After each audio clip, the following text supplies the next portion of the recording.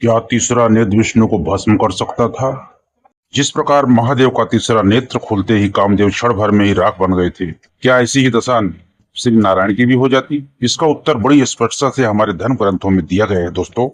और अगर आप भी इसे जानना चाहते हैं तो इस वीडियो के अंत तक बने रहें। महाभारत के अनुशासन पर्व अध्याय 140 के अनुसार एक बार भगवान शंकर हिमालय पर्वत पर तपस्या कर रहे थे। तभी देवी पार्वती वहां पहुंची और हास परिहास में मुस्कुराते उन्होंने अपने दोनों हाथों से भगवान शिव के दोनों नेत्र बंद कर दिए। जैसे ही भगवान शिव के दोनों नेत्र बंद हुए, सारा जगत अचानक अंधकारमय हो गया। सभी प्राणी चेतना शून्य हो गए। संपूर्ण सृष्टि पर त्रास छा गया। जैसे सूर्य नष्ट हो गया हो वैसी स्थिति हो गई। तब क्षण भर में भगवान शिव के ललाट से एक महाज्वाला प्रकट हुई। उनके मस्तक पर सूर्य के समान तेजस्वी तीसरा नेत्र प्रकट हो गया। वह नेत्र प्रलय अग्नि की भांति दीप्तिमान था। उस तीसरे नेत्र से निकली ज्वाला ने हिमालय पर्वत को जलाकर भस्म कर दिया। विद्युत के समान तीव्र वह अग्नि इतनी भयंकर थी कि क्षण भर में पूरा पर्वत, उसकी धातुएं, शिखर, लताएं और औषधियां सब जलकर राख हो गई। देवी पार्वती ने पूछा, भगवान, मेरे मन में यह संशय है, आपके ललाट में तीसरा नेत्र क्यों प्रकट हुआ? आपने पर्वत को क्यों जलाया और फिर उसे पुनः क्यों स्थापित किया? कृपया इसका समाधान करें। तब भगवान शंकर प्रसन्न होकर बोले, देवी, तीनों लोक मेरे अधीन हैं, जैसे भगवान विष्णु के अधीन हैं। विष्णु जगत के सृष्टा हैं और मैं इसका पालन करता हूँ।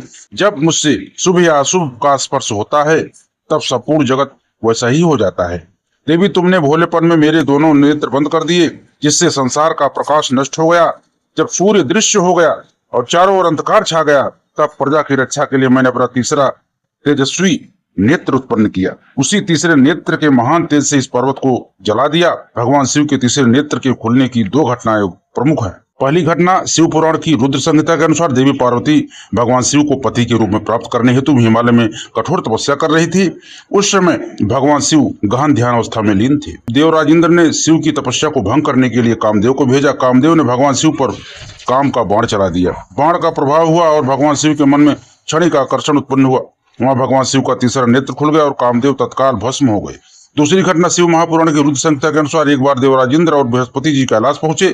भगवान शिव ने उस समय सन्यासी का वेश धारण कर रखा था। देवराज इंद्र के बार बार पूछने पर भी सन्यासी रूप धारी शिव ने मौन रहे, जिससे इंद्र क्रोधित हो गए और उन पर वज्र से प्रहार करने का प्रयास किया, परंतु महादेव ने अपनी दिव्य शक्ति से इंद्र का हाथ शक्तिहीन कर दिया। क्रोध में भगवान शिव की तीसरी आंख लाल हो गई और तीसरा नेत्र प्रकट होने लगा।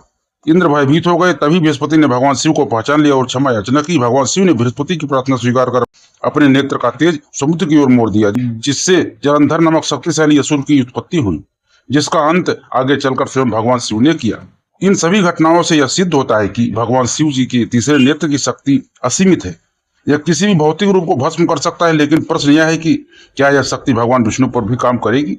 इसका उत्तर समझने के लिए पहले हमें त्रिमूर्ति के तत्व को समझना होगा। हिंदू दर्शन में ब्रह्मा, विष्णु और महेश तीनों एक ही परम तत्व के तीन रूप है। ब्रह्मा सूत्र में कहा गया है, एकम एक अद्वितीयम सत्य एक है। और द्वितीय है, शिव पुराण स्पष्ट कहता है, ब्रह्मा विष्णु महेश्वर त्रय एकस्य देवस्य रूपाणी, अर्थात तीनों एक ही देव के तीन रूप हैं। विष्णु पुराण में लिखा है, रुद्रो नारायण अभिन्न, रुद्र और नारायण अलग नहीं है। अब सवाल उठता है कि यदि दोनों एक हैं तो एक का दूसरे द्वारा विनाश कैसे संभव है? या ऐसा ही है जैसे दाहिना हाथ बाएं हाथ को नष्ट करने का प्रयास करे? दोनों एक ही शरीर के अंग है। विष्णु सहस्त्र नाम में कहा गया है कि अव्यक्त अजन्मा अमर। अब विष्णु अव्यक्त हैं, अजन्मा हैं, अमर हैं। भगवद गीता अध्याय 2 में स्वयं विष्णु के अवतार श्री कृष्ण कहते हैं, एनम छिंदत शस्त्राण न एनम दहति पावका।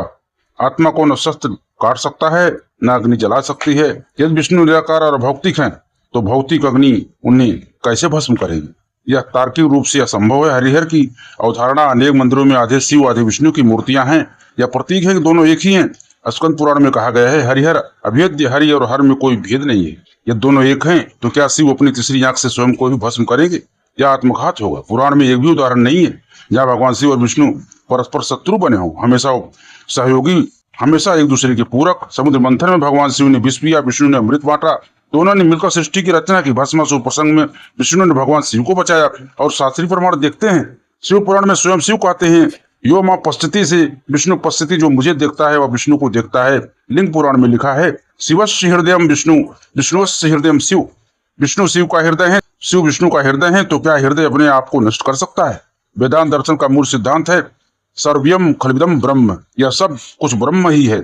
शिव ब्रह्मा है, विष्णु ब्रह्म है, तो निष्कर्ष क्या है? शास्त्रीय, तार्किक और आध्यात्मिक तीनों दृष्टियों से उत्तर स्पष्ट है। भगवान शिव जी की तीसरी आंख से भगवान विष्णु जी का विनाश संभव है, क्योंकि दोनों एक ही परम तत्व के रूप है। त्रिमूर्ति में तीनों ही एक दूसरे पर निर्भर हैं, एक के बिना दूसरे का कोई अर्थ नहीं।